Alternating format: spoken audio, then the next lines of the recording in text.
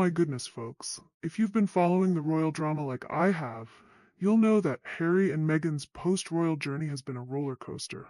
But this year has taken their spectacular fall from grace to unprecedented levels. What we're witnessing isn't just a rough patch. It's a complete collapse of the Sussex brand that has left even their most loyal supporters in absolute shock. Now, I know you guys are excited for more of that. But before we delve into further discussion, if you haven't subscribed, come on guys, what are you waiting for? Hit like, subscribe, and ring that notification bell ASAP. So now, when Harry and Meghan stepped down as working royals in 2020, they promised us freedom, peace, and a life dedicated to service. Instead, what they've delivered is essentially the world's most embarrassing reality show. A non-stop parade of scandals, contradictions, and humiliations that have transformed them from admired trailblazers to global laughingstocks. Every single time they step into the spotlight, it seems to backfire spectacularly. Every deal, every interview, every public appearance that was supposed to elevate them has instead exposed them as entitled, hypocritical, and hopelessly out of touch with reality. They're not admired for their courage anymore. They're mocked for their breathtaking sense of entitlement. Let's break down their most catastrophic failures, starting with the infamous Oprah interview, their first major post-royal venture that set the tone for everything that followed. This was supposed to be their defining moment, their chance to tell their truth. Instead, it became their first massive public humiliation. Meghan accused the royal family of racism. Harry claimed his father financially cut him off. They painted themselves as innocent victims of an oppressive institution. But within days, fact-checkers, palace insiders, and even members of Oprah's own staff began pointing out glaring contradictions. Timelines didn't match. Claims fell apart under scrutiny, and public sympathy collapsed as people realized they were witnessing not brave truth-tellers but unreliable, opportunistic storytellers willing to burn every bridge for attention. Then came the Spotify debacle, possibly their most embarrassing professional failure. Harry and Meghan signed a reported $20 million deal to produce podcasts. 3 years later, they delivered exactly one underwhelming series, Meghan's Archetypes, which critics slammed as repetitive, preachy, and shockingly shallow.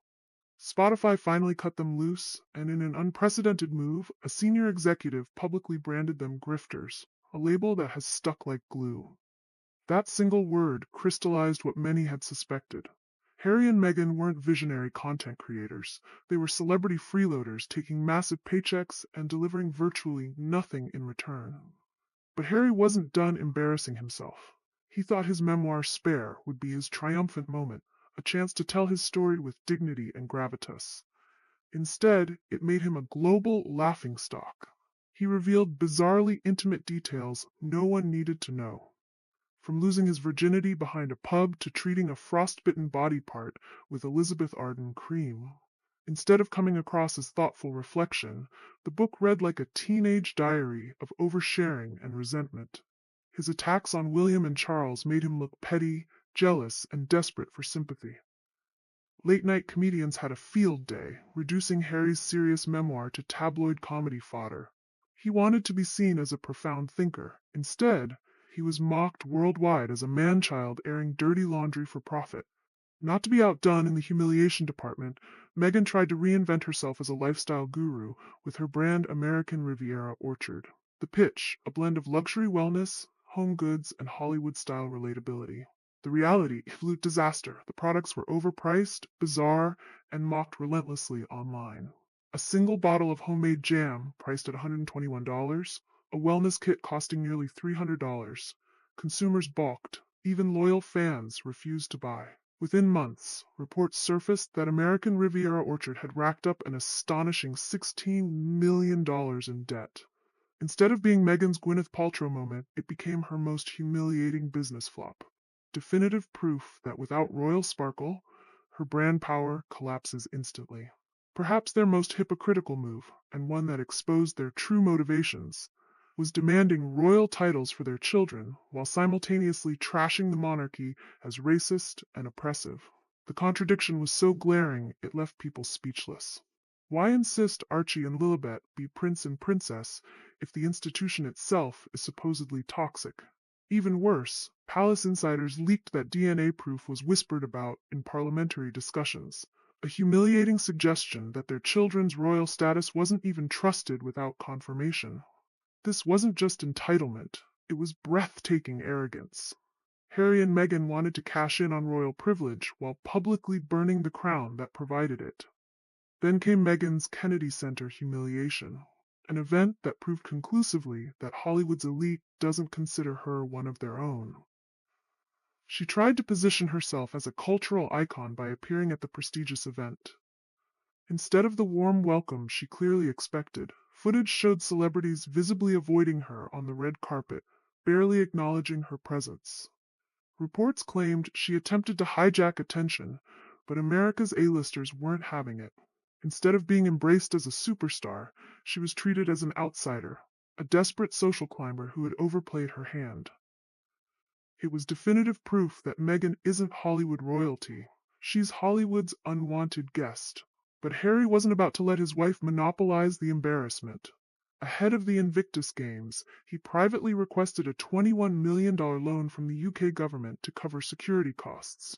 The Home Office and Treasury didn't just refuse, they called it tone-deaf and excessive, with the public erupting in outrage.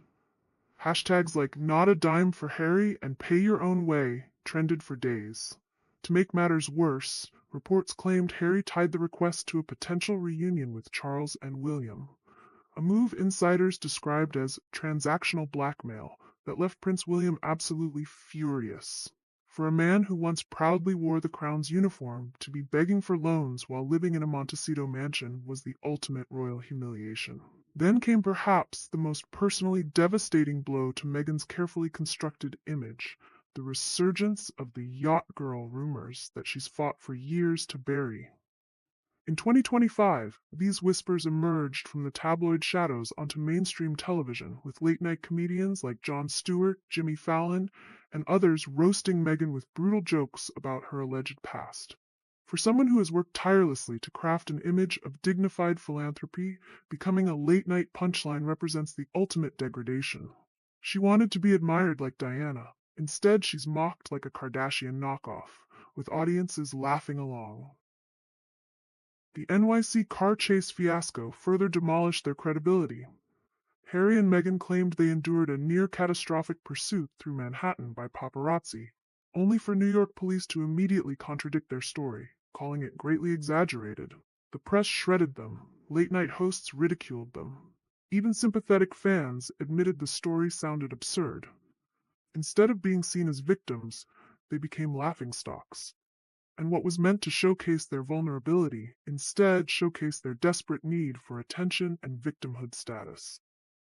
Even the Invictus Games, once Harry's proudest and most legitimate achievement, are now tainted by scandal. Veterans have openly rejected Meghan's involvement, saying the games should be about service, not celebrity drama. Meanwhile, Harry has been accused of demanding VIP treatment and five-star accommodations, allegedly trying to use veterans' money for personal perks. Sponsors are pulling back, veterans are frustrated, and what was supposed to be Harry's enduring legacy now risks becoming just another headline about entitlement and collapse. The cumulative effect of these humiliations is devastating. Harry and Meghan are still famous, yes, but only for failure. They don't inspire, they embarrass. They don't command respect, they provoke laughter. Their story isn't one of freedom and triumph. It's a cautionary tale of hypocrisy, entitlement, and spectacular humiliation on the global stage. They wanted to control the narrative. Instead, the narrative now controls them, and the world watches in a mixture of fascination and horror as every new chapter sinks them deeper into disgrace.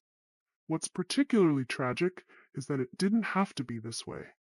Had they taken a more measured approach, focusing on genuine service rather than self-promotion, showing gratitude instead of grievance, building bridges instead of burning them, they could have carved out a unique and respected role for themselves outside the royal structure. Instead, their relentless quest for attention, sympathy, and vindication has exposed them as fundamentally inauthentic. Celebrities without substance, royals without duty, philanthropists without humility. Their Netflix deal, reportedly worth millions, has produced content that critics have described as self-indulgent and repetitive. Their latest ventures into lifestyle branding have fallen flat. Their attempts to position themselves as global humanitarian leaders have been overshadowed by their personal drama and contradictory behavior. They remain trapped in a prison of their own making, too famous to disappear into private life, too controversial to be embraced by mainstream institutions, too proud to admit they might have made catastrophic mistakes in their post-royal strategy. Harry, once the world's most beloved prince, now appears increasingly lost and isolated, separated from his family, his country, his military connections, and the identity that once defined him. Meghan, who entered royal life with unprecedented goodwill and support, has squandered that capital through actions perceived as calculating and self-serving. Together, they've created a perfect storm of their own demise, a spectacular unraveling that shows no signs of reversing. With each new venture, each new interview, each new attempt to rehabilitate their image, they seem to dig themselves deeper into a hole of public skepticism and ridicule.